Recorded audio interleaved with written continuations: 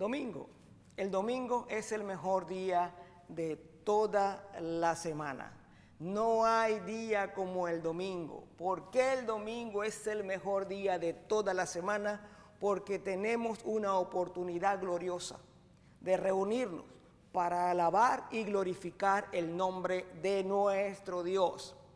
Antiguamente solo una casta, una familia podía servir a Dios dentro del templo, pero hoy día el Señor nos ha constituido nación santa, pueblo adquirido, real sacerdocio, y nos ha dado el honor, nos ha convertido, ¿verdad?, en sus sacerdotes, y ahora todos tenemos la oportunidad genial, hermosa, maravillosa de asistir, de venir a la iglesia para cumplir con ese rol sacerdotal que todos tenemos.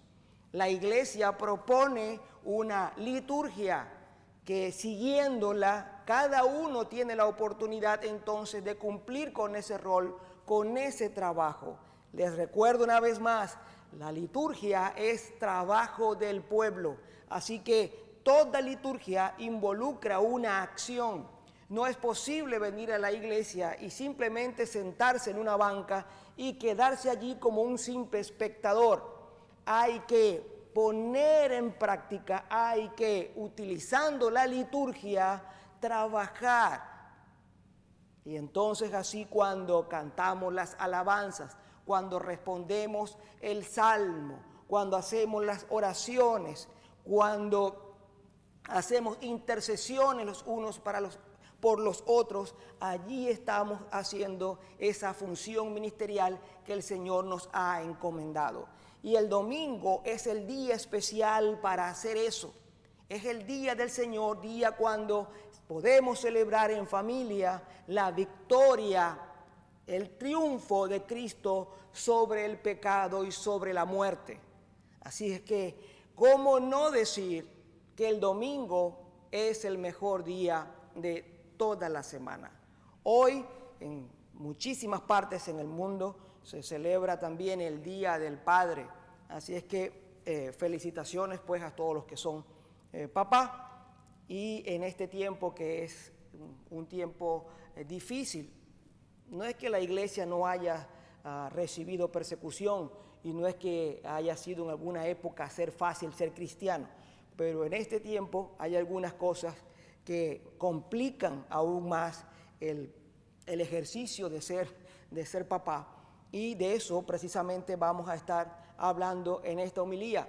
Esta homilía está dirigida, por supuesto, a todo el público en general, pero principalmente quiero hacer un llamado de atención a los papás, a los padres de familia.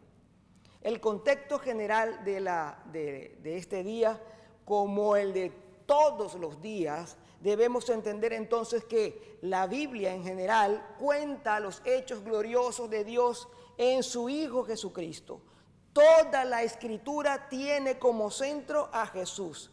Toda la Biblia habla acerca de Él. La Biblia toda, desde el principio hasta el final, le anuncia, le revela, le exalta y le glorifica. Por lo que toda enseñanza bíblica debe tener a Jesús como centro, debe revelarle, debe exaltarle y glorificarle, y eso es lo que pretendemos nosotros hacer cada domingo en esta iglesia. Así que el día de hoy la enseñanza tendrá ese propósito. Tiene la intención de que usted salga de este lugar exaltando y glorificando a Dios Padre, Hijo y Espíritu Santo. La lectura de hoy, o el contexto general ya un poco más cerrado, nos está sucediendo, o lo tenemos, la lectura de hoy está fundamentada en el Evangelio según San Mateo, capítulo 10, versos 26 al 36. El contexto entonces de lo que allí está ocurriendo es importante para mí que usted lo conozca. En el capítulo 10 del Evangelio de San Mateo encontramos la elección de los 12 apóstoles, las instrucciones generales que el Señor les da, y también las advertencias de lo que en adelante vivirían, lo que a corto plazo a ellos, a los discípulos del Señor, les sobrevendría. Desde el principio, Jesús, nuestro Señor, les está dejando claro que seguirle, y también lo hace para con nosotros hoy. Nos dice, nos enseña que seguirle lleva un costo importante asociado, que el ser verdaderamente su discípulo encierra una altísima responsabilidad y compromiso, y que seguramente tendremos pues que entregar muchas cosas y sufrir por la causa de Cristo. Eso no es nuevo, eso el Señor lo dejó claro desde el principio. La iglesia no pasó mucho tiempo. Jesús fue perseguido por anunciar las verdades del reino. Pero la sociedad, el mundo de entonces, no recibió el mensaje de Jesús, no aceptó sus palabras, no aceptó, no creyó en él, en quién él era. Los discípulos tan pronto comienzan a predicar, por supuesto consiguen oposición y nuevamente se encuentran que son tan perseguidos como Jesús lo fue, cumpliéndose así las palabras de Jesús que decía: los envío como ovejas en medio de lobos. Las advertencias de Jesús comienzan entonces a cumplirse de manera inmediata. Para hacerles una historia, quiero contarles una historia para ilustrar que no solamente los apóstoles vivieron este tipo de persecución. Cuenta la historia que los cristianos de los primeros siglos, en tiempos pues del Imperio Romano, cuando el César se declara entonces Dios,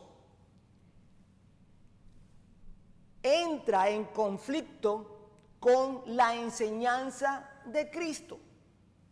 ¿Qué enseñó Cristo? Que hay un solo Dios. En las Escrituras podemos entender que nuestro Dios es un Dios trino, un Dios en tres personas: Padre, Hijo y Espíritu Santo. Los romanos no tenían problema en que los cristianos creyeran en el Dios que a ellos les diera la gana creer. El problema era para los cristianos.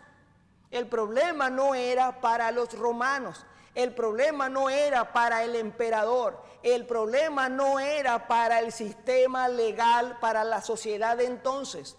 ¿Para quién era el problema? El problema era para los cristianos, que no podían aceptar llamar Dios a quien no lo era. Aceptar la palabra de alguien que es un ser humano como si fuese la palabra de Dios, y vivir conforme a esas reglas que iban en clara oposición a las reglas y mandamientos que Dios había entregado. Entonces, se daban los casos como este que les cuento. Un hombre podía estar trabajando en alguna fábrica, en algún sembradío, y escuchaba llegar a un escuadrón, a una cuadrilla de soldados romanos. Y usted sabe que ellos tienen una forma particular pues de marchar, con armas y los escudos encima, y hacen un tipo de ruido, un sonido. Imagínese usted a este hombre en una plantación, en algún tipo de taller, escuchando cuando se acercaba entonces este grupo de soldados, y ellos venían con un pequeño altar donde había incienso, el cual debía ser quemado en favor de el César Dios, del Dios César. Por supuesto, a quien le pedían de los ciudadanos romanos que creían en muchísimos dioses, tener al César como un dios más no era problema. Pero cuando llegaban en este caso, al taller que les estoy colocando como ejemplo, y se presentaban entonces delante de este hombre que era cristiano, le decían: César es Dios, Confiesa que César es Dios y quema incienso en su nombre, en su honor. Y el cristiano entonces allí debía decidir si confesaba a Cristo o lo negaba. ¿Ha escuchado usted entonces ese término, esa expresión de si confesares con tu boca? Esa es la real confesión. No es que se para uno un día en un púlpito delante de una gente y dice con su boca que cree en el Señor. Es allí, en el momento de la prueba, cuando incluso tu vida está dependiendo de lo que tú vas a decir, porque lo que vas a decir va a definir lo que tú realmente estás creyendo. Es allí donde nosotros demostramos en qué creemos o en quién creemos. Y entonces comenzaron a morir víctimas del Imperio Romano muchísimos hombres y mujeres y niños, puesto que preferían la muerte antes de negar a Cristo y confesar a César como Dios. Ese es el contexto de lo que está ocurriendo.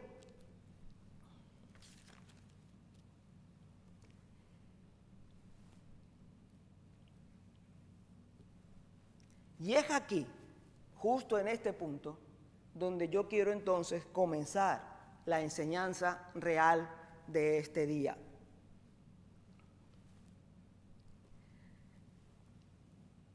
Déjeme ver cómo inicio.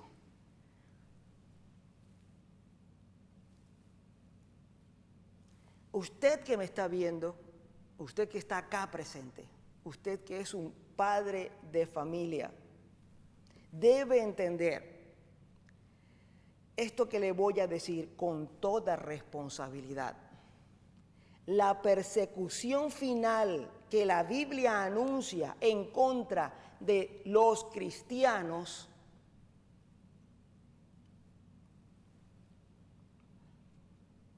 está a la vista. Está allí a la vista de todos. Está tan cerca que ya es apreciable la forma como ésta se va a presentar. La manera como ésta se va a presentar finalmente, ya la tenemos claramente visibles. Por eso, este mensaje es tan importante para los papás, para los que son papás. ¿Por qué? Porque no basta simplemente con convertirse en un buen proveedor en la casa y ser ejemplo de conducta. Hay en este tiempo que estar tan firmemente parado sobre la roca inconmovible que es Cristo, y es tan necesario poder enseñar a nuestros hijos a diferenciar y a reconocer dónde está la persecución, dónde está el falso Cristo y dónde está la verdad, para que ellos no sean arrastrados y no tengan que asumir las consecuencias de esto. Este día, ¿de qué estoy hablando? Estoy hablando acerca del nuevo orden mundial y del anticristo. Yo sé que a algunos este tema le parece fantástico, parte de las creencias o supersticiones medievales, y que quienes hablan de esto intentan sacar algún provecho particular intimidando a la gente. Pero esa es precisamente la estrategia de camuflaje que ha utilizado nuestro enemigo, el enemigo de los cristianos. El enemigo se hace parte del ambiente, es como una fiera en el campo, para que entonces uno no lo vea. Luego espera un tiempo hasta que la presa se confía y cree entonces que no hay peligro. Entonces comienza a acercarse sigilosamente, poco a poco y sin hacer ruido, hasta que al final hace su movimiento. Y cuando la presa intenta reaccionar, es tarde. Ya no hay nada que hacer. Esa es la estrategia del enemigo que ha estado utilizando siempre. Padre, vamos a hablar del anticristo. ¿Usted de verdad cree en eso? Yo creo lo que la Biblia dice. Dice la palabra del Señor en 2 de Tesalonicenses capítulo 2, verso 3 al 12. Que nadie os engañe en ninguna manera, porque no vendrá Cristo sin que primero venga la apostasía y sea revelado el hombre de pecado, el hijo de perdición, el cual se opone y se exalta sobre todo lo que se llama Dios o es objeto de culto, de manera que se sienta en el templo de Dios, presentándose como si fuera Dios. ¿No os acordáis de que cuando yo estaba todavía con vosotros os decía esto? Y vosotros sabéis lo que lo detiene por ahora, para ser revelado a su debido tiempo. Preste atención, porque el ministerio de la iniquidad ya está en acción, solo que aquel que por ahora lo detiene, lo hará hasta que él mismo sea quitado de en medio.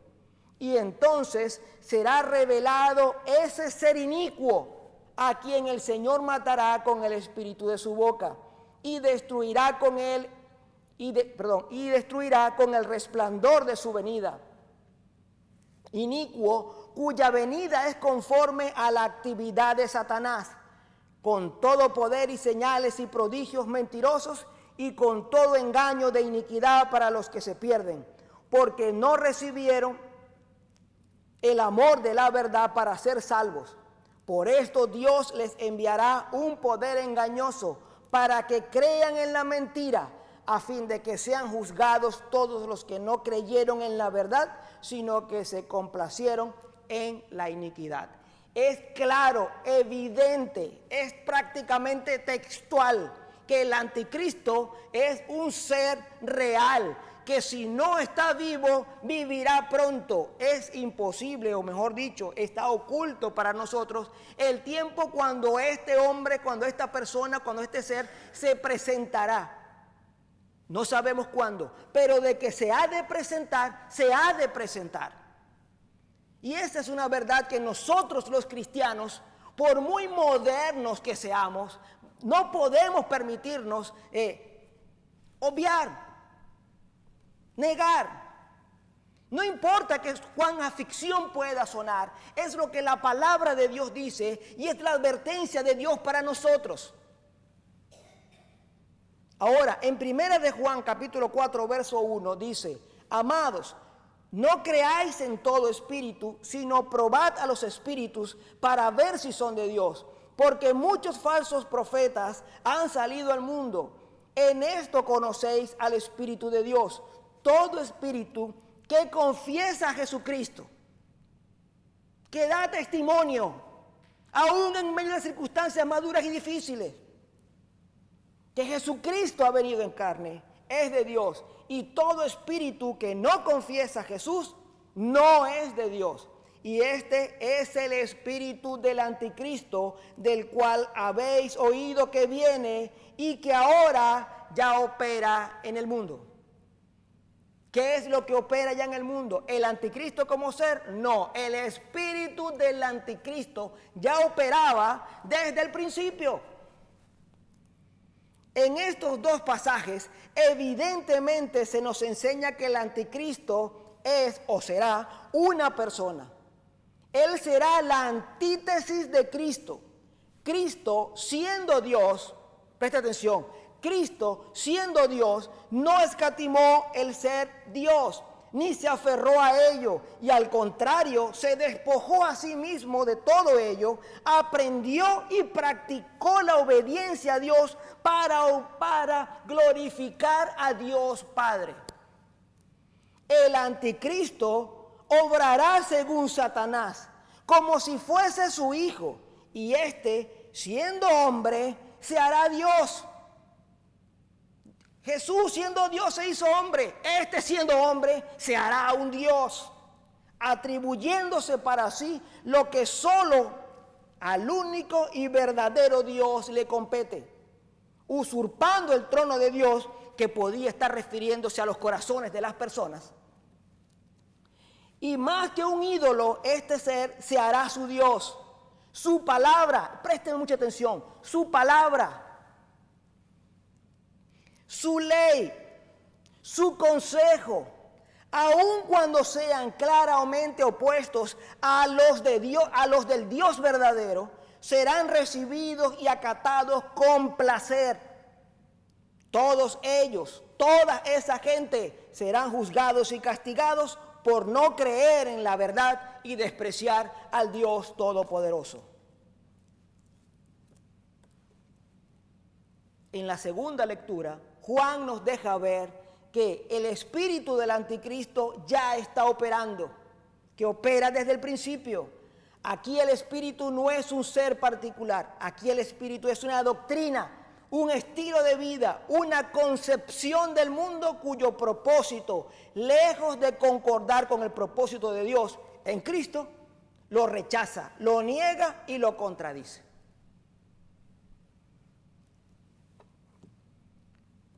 Resumimos aquí rapidito. El anticristo es un personaje real que aparecerá en un momento de la historia. El espíritu del anticristo ya está operando y es ese sistema, esa concepción del mundo que niega y se opone a la verdad de Dios. Ese es el espíritu del anticristo que ya está en operación. ¿Dónde podemos ver eso? ¿Lo estamos viendo o no? Porque yo dije al principio que era visible, que era tan claro ya su operación, que no entiendo cómo muchos no lo ven. Y hay muchos que lo ven, pero no lo quieren hablar, no lo quieren decir, unos por temor y otros ¿por qué? Porque pueden sonar a que están locos. Como a lo mejor a algunos les va a sonar lo que yo estoy diciendo. Pero ¿sabe qué? Me importa a mí es hacer lo que Dios me manda hacer y decir lo que Dios, lo que la palabra de Dios dice. No lo que piensen de mí. ¿De qué estoy hablando? ¿Qué se ve allí claramente? El famoso nuevo orden mundial y sus banderas. ¿Es el nuevo orden mundial anticristo? No, el anticristo es una persona, lo dije ya.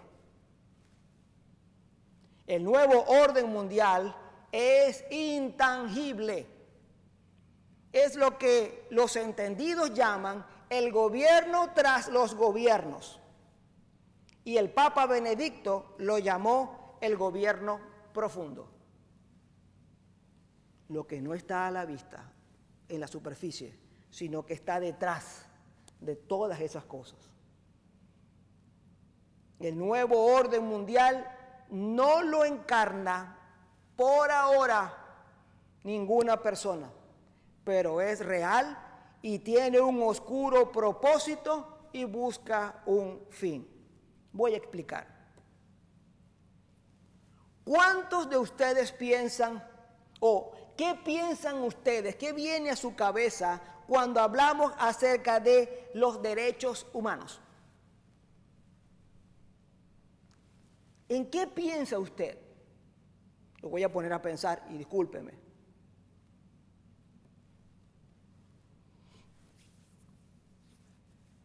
Los derechos humanos son la bandera de este nuevo orden mundial. Bajo esa linda pero engañosa bandera se oculta un terrible propósito. Ellos, además, este orden mundial cuenta con un sinnúmero de expertos, filósofos y científicos que hacen las veces de apóstoles y profetas y cuyas palabras hoy día son aceptadas por muchos como si fueran santas palabras. Piense un momento usted, ¿qué viene a su cabeza cuando hablamos acerca de derechos humanos?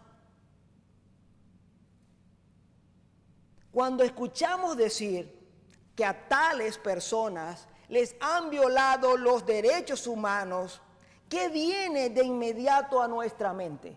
¿Qué viene de inmediato a tu mente? ¿Quién de ustedes está a favor de que alguna persona, raza o nación se le violen sus derechos humanos. ¿Acaso hay alguno acá presente? ¿Habrá alguno que me esté mirando por la internet que pueda estar de acuerdo con que a alguna persona, raza o alguna nación se le violen sus derechos humanos? Nadie en su sano juicio estaría de acuerdo. Ninguna persona de bien estaría a favor de ello.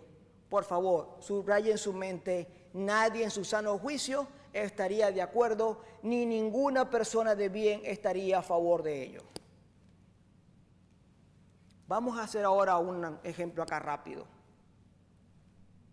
¿Qué deberíamos hacer nosotros? Piense usted por un momento este ejercicio. ¿Qué deberíamos hacer con aquella persona que viole los derechos humanos de otro? ¿Qué cree usted? No me responda. Piense usted allí. ¿Qué deberíamos hacer con las personas que violan los derechos humanos a los otros? ¿Qué haríamos? ¿Qué deberíamos hacer con ellos? ¿Los deberíamos enviar a juicio y a la cárcel? ¿Qué deberíamos hacer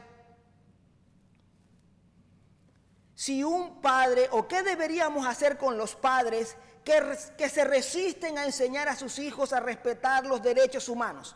Y aún más, que enseñen a sus hijos a violarle a otros sus derechos humanos. ¿Qué deberíamos hacer a esos padres? Una más. ¿Qué deberíamos hacer o qué debería hacer el Estado o el gobierno con los niños cuyos padres obstinadamente les han enseñado a violar los derechos humanos? ¿Qué debería el Estado hacer con esos niños? Piense un momento. ¿Tiene usted respuesta a eso? Ahora me van a entender. ¿Y si ese derecho humano va en contra de lo que Dios en Cristo enseñó y modeló?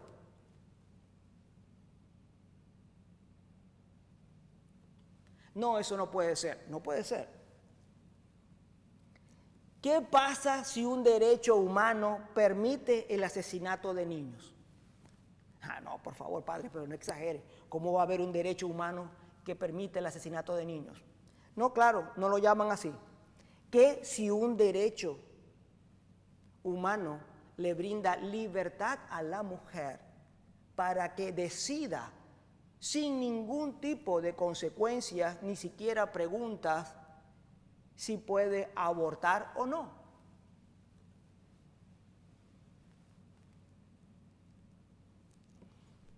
¿Qué si ese derecho de asesinar a inocentes lo llamamos entonces el derecho de la mujer a elegir libremente? ¿Ve cómo ahora suena bonito? ¿Ve cómo ahora suena bonito? Y en la ONU promulgan, los gobiernos se juntan y este gobierno profundo promueve las leyes que permiten el aborto, que lo permiten y lo promueven. La empresa Planned Parenthood tiene más lugares de abortos que McDonald's tiendas. Usted ha salido a la calle, los que viven acá en Estados Unidos, salen a la calle y prácticamente uno recorre un poquito a donde mire, hay un McDonald's. Hay más en el mundo, hay más lugares de abortos de esta empresa que McDonald's en el mundo.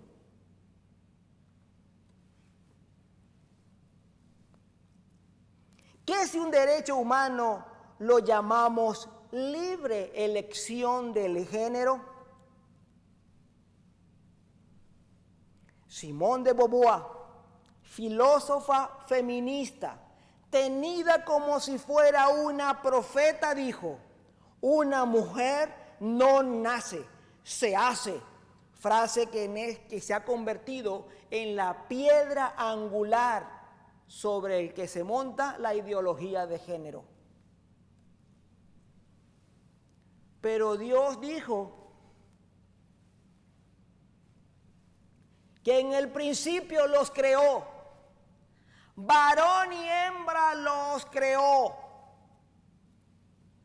Pero Simón de Beauvoir es mucho más creíble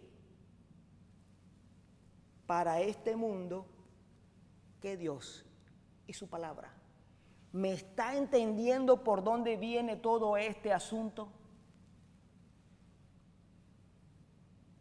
¿Se acuerda que el espíritu del anticristo promueve todo aquello que va, enfrenta, choca a la verdad de Dios? Podemos ir un poquito más adelante. ¿Qué si un derecho humano lo llamamos libre expresión de la sexualidad? ¿Quién estaría en desacuerdo con que cada quien tenga el derecho de expresar su sexualidad como bien le plazca? Si eso no es un problema, diría alguno. Ok, usted sabe que los musulmanes casan a niñas de 8, 9 y 10 años con cualquier hombre adulto. Sabe que es público los matrimonios de niñas de 9 con hombres de 50. ¿Y usted qué cree que pasa en la noche boda? ¿Ah? ¿Qué pasa en la noche boda? Se la lleva para McDonald's, la lleva para el parque de Disney. No. Pero es expresión libre de la sexualidad. ¿Me está entendiendo usted?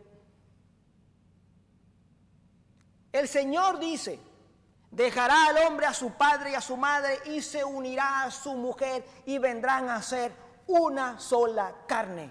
Y eso es matrimonio. Ah, pero ahora estos nuevos profetas de esa nueva verdad dicen, ¿cuál es que el problema si el fundamento del matrimonio ni es Dios, ni es la palabra de Dios, es el amor y la expresión de amor y de afecto entre seres humanos, no importa que sean del mismo sexo, vale, y Dios ama el amor, Dios ama que le obedezcan, no que tuerzan su palabra.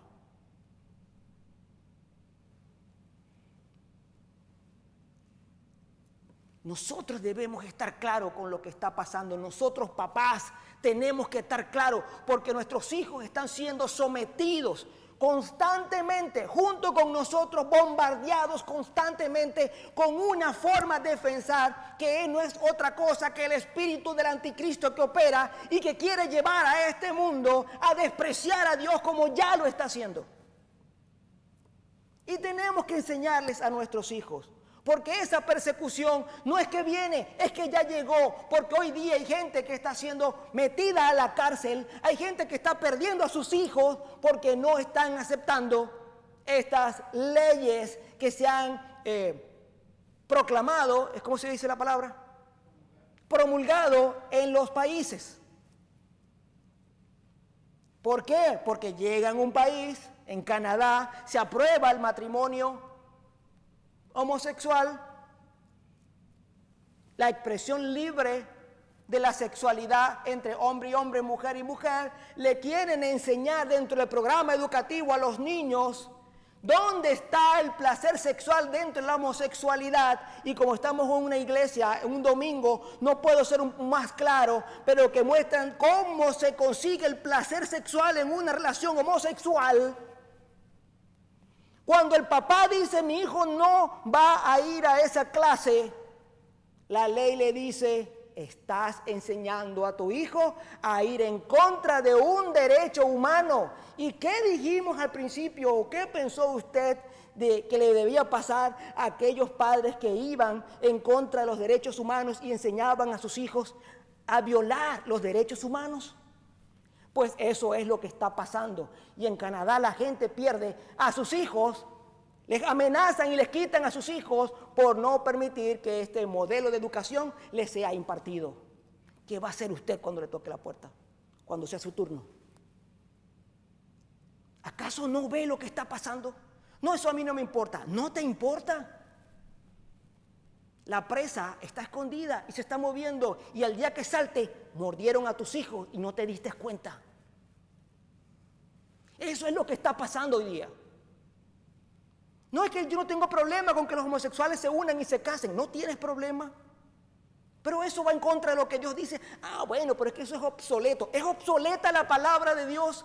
¿Estás entendiendo que eso es lo que este modelo perverso ha estado predicando? Que menosprecies la verdad de Dios y que asumas esta supuesta verdad por encima de lo que Dios ha dicho. Todas las leyes del mundo tenían un origen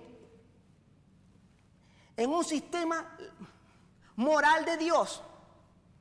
Pero hoy día hay que sacar a Dios de todas partes. Esa es la verdad de lo que está ocurriendo. Nuestros hijos están siendo presionados, nosotros estamos siendo presionados por esta sociedad para que acatemos, nos metamos en carril y aceptemos lo que este orden, nuevo orden, quiere que nosotros aceptemos. Y allí es donde el cristiano tiene que pararse firme y ser duro y ser claro y confesar a Cristo. Fray Nelson, que es un fray católico romano, excelente trabajo que este hermano realiza. Él, hablando de este tema, él dice que la forma de atacarnos es utilizando, o mejor dicho, que este orden utiliza las palabras como arma, como herramienta.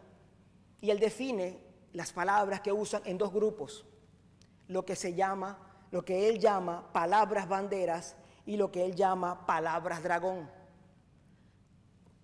¿Cuáles son las palabras banderas? Diversidad, tolerancia. ¿Quién no quiere ser tolerante? Si yo le vendo la tolerancia a la gente va a decir, claro, hay que ser tolerantes.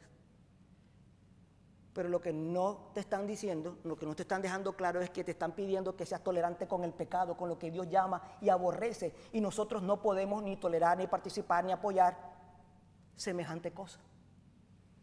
Entonces vienen las palabras dragón. Homofóbico, retrógrada, cavernícola.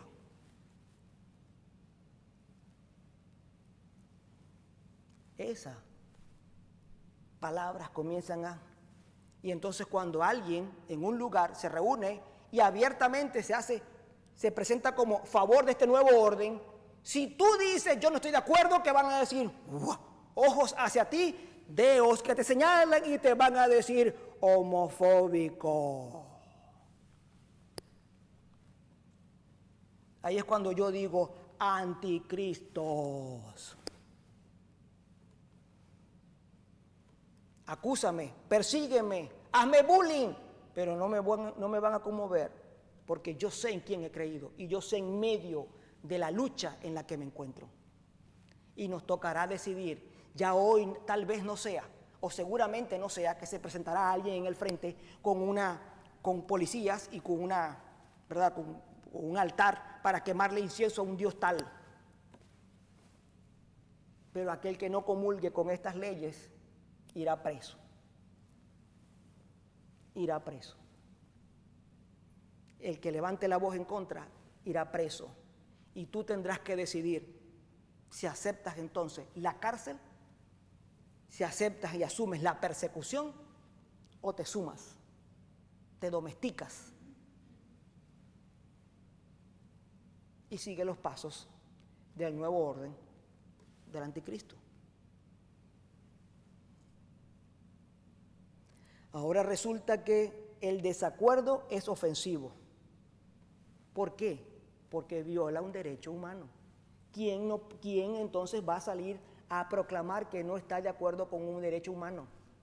¿Sabe por qué la mayoría de estas cosas se dirigen en la ONU? Se concentran, se cocinan y todo se mueve allí.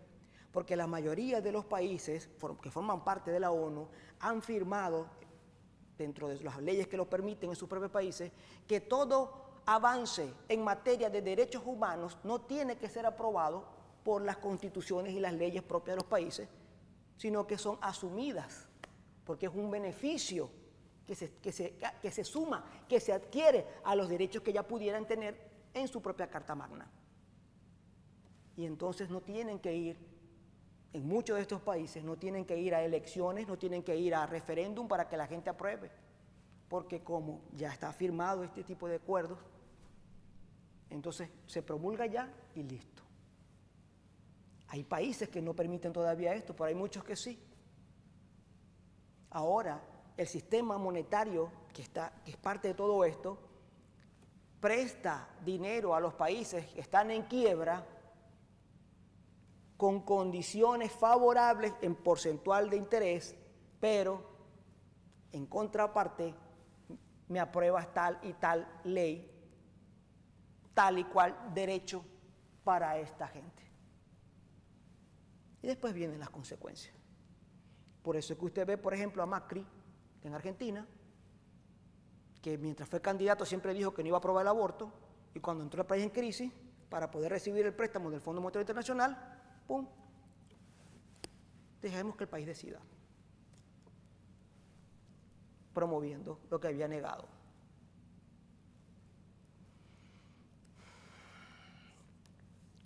Por las leyes de género vamos a ir presos. Vaya un momentico al Evangelio para terminar. A esos, a los papás, a nosotros, el Señor nos dice: no les tengáis miedos a ellos, no le temáis, porque nada hay encubierto que no haya de ser manifestado, ni oculto que no haya de saberse. Recuérdese que estoy en Mateo 10, 26 al 33. Todo eso saldrá a la luz. Lo que os digo en oscuridad, decidlo a la luz.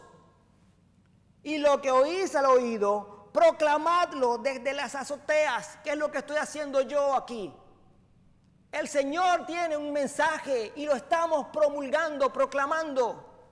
Y eso es lo que tenemos que hacer cada uno de nosotros cuando nos encontremos en medio de esas situaciones donde nos ponen a decidir o a escoger sobre una cosa u otra. Hay que estar del lado de Dios y en lugar de callar, proclamar la verdad de Dios por encima, sin miedo. Y si nos acusan y nos señalan, pues que nos acusen y que nos señalen. Y si somos perseguidos, seremos perseguidos. Y si somos apresados, pues seremos apresados. No temáis a los que matan el cuerpo, no teman a los que matan el cuerpo, pero no pueden hacer nada contra tu alma. Esa no la pueden tocar. Temed más bien a aquel que puede destruir el alma y el cuerpo en el infierno. ¿Quién puede destruir el alma y el cuerpo en el infierno sino Dios? Jesús dice: debes temerme a mí antes que a esos que solamente van a matar el cuerpo, antes que a esos que solamente van a destruir, te van a sacar un ojo, te van a cortar un brazo, perderás la lengua, pero entrarás al reino de los cielos. En cambio, si por preservar tu lengua, tu brazo, tu pierna, tu estatus, tu posición social, vendes, niegas a Cristo, entonces eso traerá gravísimas consecuencias, y eso es lo que la iglesia está dejando de enseñar. No se venden 2 pajarillos por un cuarto. Con todo, ni uno de ellos cae a tierra sin vuestro Padre. ¿Sin de quién? ¿Quién es vuestro Padre? Dios. Pues aún vuestros cabellos están todos contados, así que no temáis, puesto que si te toca caer, Dios está contigo. Él está en conocimiento de todo. Más valéis vosotros que muchos pajarillos. A cualquiera, pues, que me confiese delante de los hombres.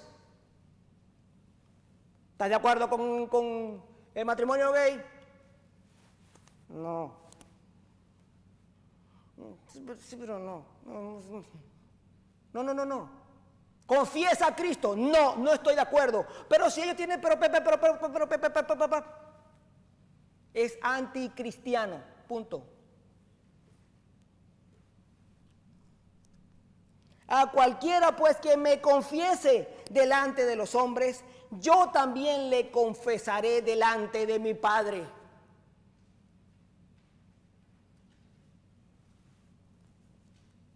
Y a cualquiera que me niegue delante de los hombres, yo también le negaré delante de mi Padre que está en los cielos. Sé que ha sido larga esta homilía, pero es una cosa que es necesario enseñar. Y hoy que es Día de los Padres más, puesto que no están viendo lo que está sucediendo con sus hijos y cómo están siendo atacados, cómo sus hijos comienzan a ver como normal, y lo que es normal es aceptable, se hace cotidiano y se termina haciendo parte de nuestra vida ordinaria. Y eso es pecado, eso es ir en contra de lo que Dios ha establecido. Eso es el espíritu del anticristo que opera en este mundo. Y no podemos dejar que nuestros hijos sean arrastrados por ese espíritu. Y hay que decirles, y hay que enseñarles, y hay que hablarles claro. Sí, mañana tal vez mi mensaje pudiera no tener mucha repercusión normalmente, y tal vez alguien utilice este mensaje y salgan después cualquier cantidad de gente a escribir y a menospreciar y a criticar este mensaje. Y eso es persecución. Termino con esto. San Pedro, primera de San Pedro, capítulo 4. Amados, no os sorprendáis del fuego de prueba en medio de vosotros ha venido para probaros, como si alguna cosa extraña os estuviera aconteciendo. Antes bien, en la medida que compartís los padecimientos de Cristo, ¿en qué? En la medida que compartís los padecimientos de Cristo, regocijaos, para que también en la revelación de su gloria os regocijéis con alegría. Pues asumo la persecución con alegría, asumo el señalamiento con gusto, porque es parte de los sufrimientos de Cristo y sufro con Él, y cuando me hago parte de sus sufrimientos, seguro por su palabra me haré parte de su gloria en el día de la resurrección. Cobrad ánimos y sé valiente, mirad lo que está pasando y estad del lado del Señor. Hasta aquí la homilía de este día.